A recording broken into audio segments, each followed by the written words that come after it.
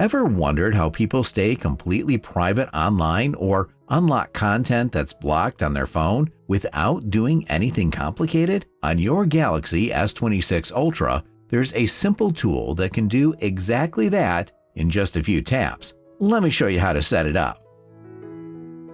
First, open Settings, then tap on Connections. Scroll down and select More Connection Settings. Here you'll find the VPN option. Tap on it. If you already have a VPN, it will show up here. If you don't have VPN details, this is the easiest option. Open the Google Play Store. Search for a VPN app. Look for something secure and well-rated. Install your preferred VPN app. Once installed, open it and follow the setup instructions.